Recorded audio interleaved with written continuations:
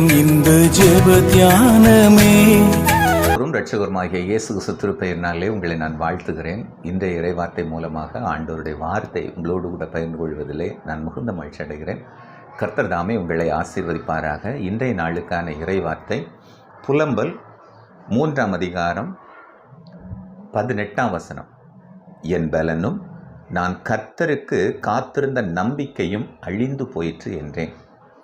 எரேமியா இப்படி புலம்புகிறார். நான் கர்த்தருக்காக காத்திருந்த நம்பிக்கை வீணாய் போய்விட்டதே என்று சொல்லி புலம்புகிறார். அருமையானவர்களே, நம்முடைய வாழ்க்கையில் எத்தனை நாட்கள் இதை போல புலம்பி தவித்திருப்போம்.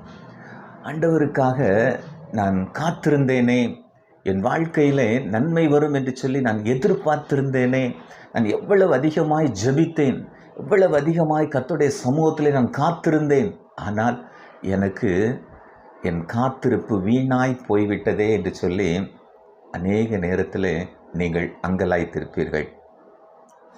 தாவீது இதே போலத்தான் அவரும் ஒரு முறை அங்கலாய்க்கிறார். 31ஆம் சங்கீதத்தில் நீங்கள் 22ஆம் வசனத்தில் நீங்கள் வாசித்து பார்த்தால் அவர் சொல்லுகிறார், உம்முடைய கண்களுக்கு முன்பாக இராதபடிக்கு வெட்டுண்டேன். அவர் சொல்கிறார், நீர் என்னை உமக்கு முன்பாக வைக்கவில்லை, என்னை நீர் மறந்து விட்டீர். அப்படி சொல்லிட்டு அவர் சொல்கிறாரு, நான் என் மன கலக்கத்திலே சொன்னேன் என்று சொல்லுகிறார்.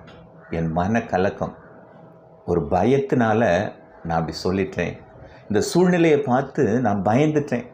எனக்கு நேரிட்ட துன்பத்தை பார்த்து நான் பயந்து என் ஆண்டவர் என்னை கைவிட்டு விட்டார் என்று சொல்லி நான் நினைத்து விட்டேன் என்று அவர் சொல்லுகிறார்.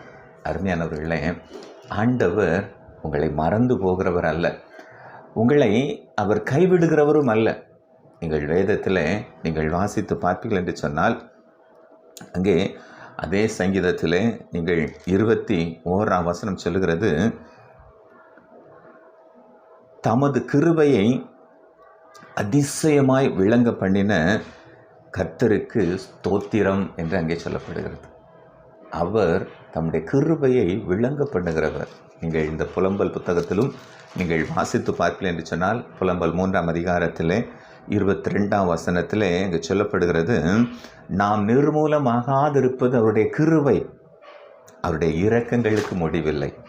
ஆண்டவர் என்னை மறந்து விட்டார், என் காத்திருப்பு வீணாய் போயிற்று என்று சொல்லி நாம் நினைத்திருப்போம் என்று சொன்னால், ஒருவேளை ஆண்டவர் மறந்திருந்தால் இன்று நாம் இந்த உலகத்தில் இருந்திருக்க மாட்டோம். அவர் நம்மை நினைத்திருக்கிறார். அதனால தான் அவர் ஒவ்வொரு நாளும் நமக்குள்ளே ஜீவனை கொடுத்து சுவாசத்தை கொடுத்து அவர் நம்மை வழிநடத்தி வருகிறார். அருமையானவர்களே, கர்த்தருக்கு காத்திருக்கிறவர்கள் வெட்கப்பட்டு போவதில்லை என்று சொல்லி வேதம் சொல்லுகிறது. ஒருவேளை நீங்கள் காத்திருப்பீர்கள் என்று சொன்னால் சோர்ந்து போகாதிருங்கள். வேதம் சொல்லுகிறது, நீங்கள் வெட்கப்பட்டு போவதில்லை. நிச்சயமாகவே அவர் தம்முடைய இரக்கத்தினாலே உங்களுக்கு நன்மை செய்வார். நீங்கள் 31ஆம் சங்கீதத்தில் கடைசி வசனத்தை நீங்கள் வாசித்து பார்த்தால், கர்த்தருக்கு காத்திருக்கிறவர்களே நீங்கள் எல்லாரும் தைரியமாக இருங்கள் என்று சொல்லுகிறார். திடமனதாக இருங்கள், சோர்ந்து போகாதிருங்கள், கவலைப்படாதிருங்கள். ஏனென்றால் அவர் உங்கள் இருதயத்தை ஸ்திரப்படுத்துவார், அவர் உங்களை ஆறுதல் படுத்துவார், அவர் உங்களுக்கு சமாதானம் தருவார், அவர் உங்களுக்கு சந்தோஷம் தருவார். நீங்கள் உங்களுடைய சூழ்நிலைகளை மாற்றுவார், உங்களுடைய வாழ்க்கையிலே அவர் பெரிய காரியங்களை செய்வார். எனவே நான் காத்திருந்த காத்திருப்பு வீணாய் போய்விட்டு என்று சொல்லி நீங்கள் உங்கள் வாயினாலே அவிசுவாசமான வார்த்தைகளை ஒரு நாளும் சொல்லாதிருங்கள். அவருடைய இரக்கங்களுக்கு முடிவே இல்லை. அவர் காத்திருக்கிறவர்களுக்கு அவர் அந்த சங்கீதத்தில் அவர் சொல்லுகிறார், 23ஆம் வசனத்தில், கர்த்தர் உண்மை உள்ளவனை தற்காத்து அவனுக்கு பூரணமாய் பலனளிப்பார் என்று சொல்லப்படுகிறது. உண்மையானவனை அவர் காத்து கொண்டு அவனுக்கு பலனளிப்பார் என்று சொல்லப்படுகிறது. அருமையானவர்களே, நீங்கள் தேவனுக்கு உண்மை உள்ளவர்களாக இருப்பீர்கள் என்று சொன்னார், நீங்கள் ஆண்டவருக்காக காத்திருந்தால் நிச்சயமாகவே உங்களுக்கு தேவன் பலனளிப்பார். உங்கள் ஜெபம் கேட்கப்படும்.